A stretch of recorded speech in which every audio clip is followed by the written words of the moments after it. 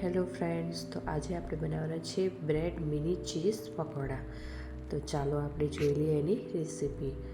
તો સૌથી પહેલાં આપણે લેવાની છે બ્રેડ તમે તમારા રીતે વધુ ઓછી કરી શકે. નાની મોટી સાઇઝની બ્રેડ પણ મળે છે, તો તમે તમારા હિસાબથી બ્રેડ લઈ શકે.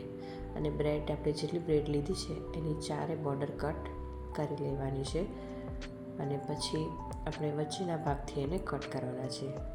આપણે પકોડા બનાવવાના છે, એના માટે ટ્રાયંગલ શેપમાં એને કટ કરી લેવાની છે. આ રીતે કટ કરીને સાઈડ પર રાખી મૂકશું. પછી મેં લીધી છે ચીઝ ક્યુબના તમે લોંગ આ રીતે કટિંગ કરી શકે. જેવી રીતે મેં કરેલા છે તમે એવી રીતે કટ કરીને સાઈડ પર રાખી શકે. બરાબર. તો હવે આપણે લઈશું બેસન. મેં બેસનનું ગોળ પહેલેથી જ બનાવીને રેડી રાખેલું છે. બેસન લીધું છે અને એમાં નમક અને થોડી હળદી એડ કરીને મિક્સર રેડી કરીને રાખી દીધું છે. તો આપણું બેસનનું ગોળ રેડી છે, તો હવે એને આપણે મૂકી દઈએ સાઈડ પર. તો હવે મેં બટેટા લીધા છે. બટેટા બાફીને પહેલેથી જ રેડી રાખેલા છે. તો હવે આપણે એમાં કરી લઈએ મસાલા. તો સૌથી પહેલાં ચીલી ફ્લેક્સ લીધું. ચીલી ફ્લેક્સ ન હોય તો તમે લાલ મરચું પાવડર પણ એડ કરી શકે. તો મેં સ્વાદ અનુસાર નમક નાખેલું છે. અને પછી મેં લીધું છે ધાણા જીરું નાખ્યા પછી મેં લીધું છે આમચૂર પાવડરથી ટેસ્ટ એકદમ ટેસ્ટી આવશે. પછી મેં લીધા છે ધાણા ભાજી. આ બધું મિક્સ કરીને પછી આપણે પરફેક્ટ એનો મસાલો બનાવીને રેડી કરી લેવાનું છે.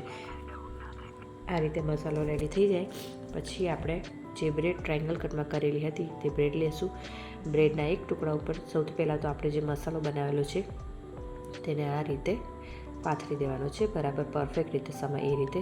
અને પછી મેં જે ચીઝ ક્યુબ કટ કરેલી એને આપણે 2 સાઈડ પર આ રીતે મૂકી દેવાના છે, જેથી કરીને આપણે વચ્ચેથી કટ કરીએ તો આપણા મિની બ્રેડ પકોડા રેડી થઈ શકે. તો હવે આજે મેં બીજો બ્રેડનો કટકો લીધો છે, એને બ્રેડ પર ચિપકાવી દેવાનું છે. અને હવે એને ચાકુ વડે વચ્ચેથી કટ કરી લેશું. તો તમે જોઈ શકો છો કે આપણા બ્રેડ પકોડા આ રીતે કટ કરી લેવાના છે. તો હવે મેં તેલ ગરમ મૂકી દીધું છે અને આપણું તેલ પણ ગરમ થઈ ગયું છે. તો હવે આપણે બ્રેડ પકોડાને તેલમાં તળી લઈએ. તો આ રીતે એને બબે કરીને ટુકડા નાખવાના છે અને એને ડીપ ફ્રાય કરી લેવાના છે. તો જોઈ શકો છો ફ્રેન્ડ, આપણા પકોડા રેડી છે. તો આપણે એને સોસ કે ચટણી સાથે સર્વ કરી શકીએ. તો ફ્રેન્ડ્સ, જો તમને મારી રેસીપી પસંદ આવી હોય તો મારા વિડીયોને લાઇક, શેર અને સબસ્ક્રાઈબ કરવાનું ભૂલતા નહીં. બાય. જય શ્રી કૃષ્ણ.